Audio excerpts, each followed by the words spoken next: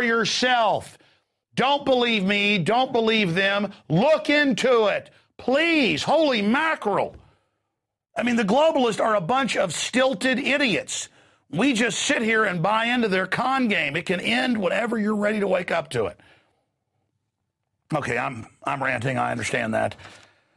Getting back to this, I mean, we have seen them try to just set up everything they can, and they are just steamrolling towards war with Iran. And I'm not saying Iran is some wonderful place and the mullahs are great people. The point is our criminal government has overthrown them repeatedly and has bombed their country and done all this horrible stuff to them in the last 60-plus years, since 1953. And what's happening there is wrong. It's wrong. And they want a political diversion for all the crimes that the ruling class is committing here, and we do not need this war.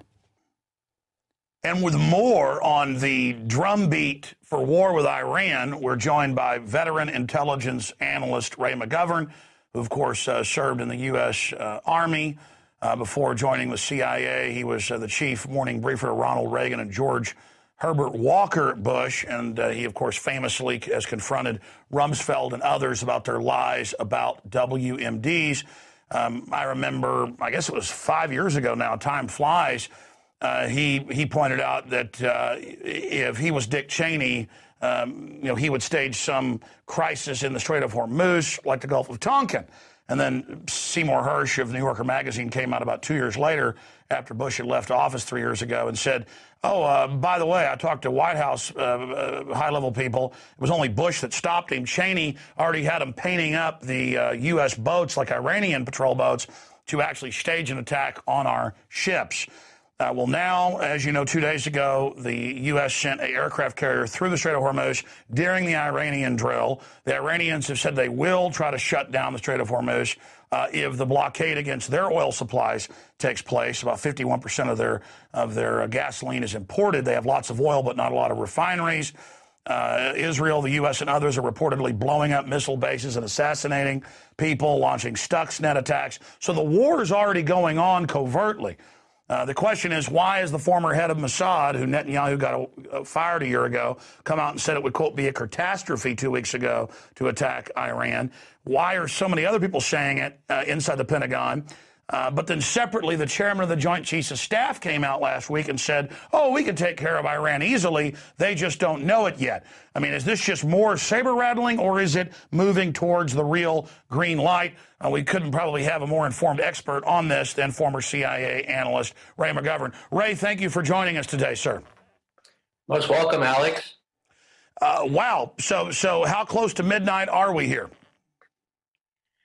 Well, things are pretty dicey there. There's a game of chicken going on in the Persian Gulf. In the Strait of Hormuz, we have U.S. aircraft carriers and other naval vessels testing the strait amid an exercise being conducted by the Iranian Navy. Now, one doesn't have to be a student of international relations to realize what potential there is for volatility here, what potential there is for an incident, either an accident or a accidental on-purpose incident, which would set Israel and Iran and perhaps the United States as well into armed conflict. This is very, very serious. When you quoted the chairman of the Joint Chiefs recently on this subject, you know, we used to have a real pro. His name was Mike Mullen. And he knew. I mean, he knew, like Admiral Fallon before him as head of CENTCOM, what it would mean. What it would mean to be getting engaged in a war with Iran. And so Mullen, at every chance, went over to Israel and told him, look, don't think that we're going to automatically spring to your aid if you start a war with Iran. As a matter of fact, he did all kinds of things. One of the things that Mullen did, when it was particularly dicey, and he needed to summon all his strength to dissuade the Israelis from going through with it, this was in 2008, you know what he did? He raised the issue of the USS Liberty, that terrible, accidental, but on purpose attack it was a deliberate attack, we know from the intercepts, by the Israeli Air Force and Navy on June 8th, 1967, which killed 34 American service people and wounded 174 more. They tried to sink the USS Liberty, knowing that it was a U.S. ship. Now, that has never been mentioned in diplomatic discourse with the Israelis before, but Mullen pulled it out of his quiver and said, look, I'm a naval officer. I know what happened on June the 8th, 1967. Don't even think of perpetrating an incident in the Persian Gulf or anywhere else and think I'm going to support a retaliatory strike by the United States. Now, the reason I mention Mullen is partly because his successor, it's really hard to describe his successor because he's sort of a non-entity. He was just in place as Army Chief of Staff for a couple of months before all of a sudden the fellow who was slated to become Joint Chief of Staff was judged to be not very malleable. He had his own, don't tell anybody, but he had his own views on things, and he would give the president independent analysis on things like Afghanistan, okay? Now, he was shunted aside partly because Robert Gates thought he was an unreliable person. And this fellow comes in, this new chief of staff.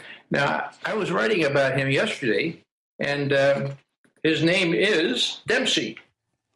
And he made his career by being 20 years seized with the issue of Iraq, okay? He was active in Desert Storm, and then he was in Iraq during the war that we engaged in when Bush decided to attack Iraq. Now, he was interviewed. This is relevant because what I'm about to say reflects on the kind of advice that President Obama is getting. When Dempsey was interviewed, by a Washington Post reporter, his name is Greg Jaffe, he referred to his 20-year involvement with Iraq, and then he acknowledged that, he and the U.S. Army didn't ever quite get to understand the nature of the conflict in Iraq. And then he added this comment, one sentence. People say to me, says General Dempsey, now chair of our Joint Chiefs of Staff, people say to me, for God's sake, you were a two-star general. How could you say that you didn't understand? You were there 20 years. Dempsey, I don't know how I can say that, but I lived it, and I mean it. Wow. Hello. Now, this is the guy that's advising the President of the United States on what might happen in the Persian Gulf. One of the other things that Admiral Mullen did when he saw, remember that incident in January of 2008 where there were patrol boats sort of swarming and U.S. vessels in the Strait of Hormuz? Yes. And there was a sort of fake incident. Well, right after that, Mullen proposed, what's lacking here is any military-to-military contacts between Iran and the United States. There aren't any, of course. There aren't any contacts at all. Yeah, let's set up a hotline, but that went over like a lead balloon. Well, they suggested it subtly, and it never got to first base. And people say, the Iranians weren't interested. I don't believe that. I don't believe that for a minute. It was Dick Cheney that wasn't interested. So Mullen, even though he raised that trial balloon, never got to first base. Well, our recommendation, we wrote an op-ed today, and our recommendation is simply this, that number one, you set up military communications to avoid mistakes, to avoid things that go bump in the night, to avoid things that can get out of hand rather quickly, whether accidentally or on purpose. Number two, what our president needs to do is make a public statement saying, look, with all due respect to Israeli leaders, if you think that we will, in a knee-jerk fashion, jump to your aid if you provoke an armed conflict with Iran, think again, because we're not going to do that. Now, that, Alex, that's all it would take. If the president committed himself publicly not to be provoked into supporting Israel in such a conflict, Israel really would have to take heed. Now, people say, the president couldn't do that. Look at the Israel lobby that smother him. Well, that's not my concern.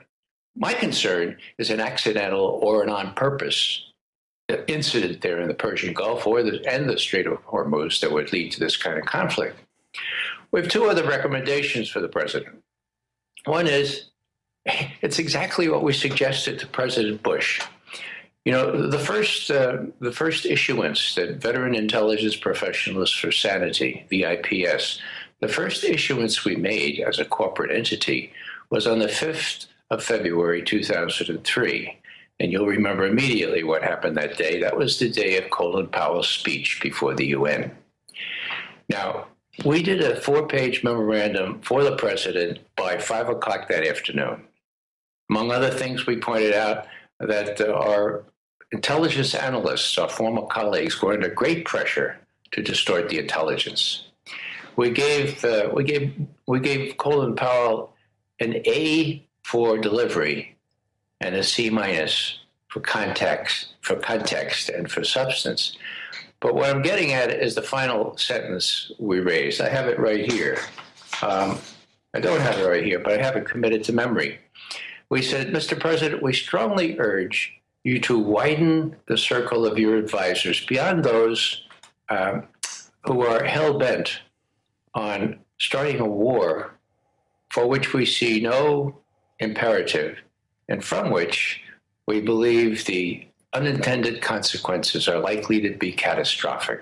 Well, Ray McGovern, let me stop you right there, because I've been interviewing you now for close to a decade, and so much of what you've said has come true. And it's not like you and your organization are being pretentious. You guys have advised presidents. That was your specialty, was taking all the data, all the real intel, all the real research, and then boiling it down for a world image of what was happening. Clearly, we probably would have had nuclear war during the Cuban Missile Crisis in '62 if the kind of leaders we have today were in charge then. I mean, so many of them have never been in the military. People like Richard Pearl brag at cocktail parties that, you know, he kills people and launches big wars. I mean, these are the classic little, almost Kim Jong-il type, toddling, wannabe dictatorial types that we're dealing with. So here's my question for you. From just watching this, it's gone from a stance of trying to get a war maneuvered with Iran to now more and more signals all over the media that it's a foregone conclusion. Strange, almost childlike comments by Dempsey. And again, I mean, it's scary that he seems addled, that they may have just put him in there because he'll take the fall or whatever. But then separately, you've got all these other people, like even the Secretary of Defense, saying it's not a good idea. So it seems like there's a big split in the government publicly going on, but it looks like the Israel lobby and others in the media are going to go ahead and try to push this through, and that war could basically be imminent. Now, I mean, that's kind of a smorgasbord of ideas, but what are you hearing in D.C.? Well, the important thing, in my view, Alex, is what Netanyahu and Ehud Barak, the defense minister over there in Israel, what impression they have of our president. That's key. The president and Leon Panetta can go over, Panetta did go over to Israel and say, please don't start a war with Iran, please, or pretty please. You know? Or it wouldn't be good. No, it would be very, very bad. The question is whether they take him seriously. They don't. When Netanyahu came here, he got more standing ovations in Congress than the president got. Netanyahu's in the catbird seat. And that's why I suggest that unless Obama makes a public pronouncement saying, look, war against Iran is not what we want right now.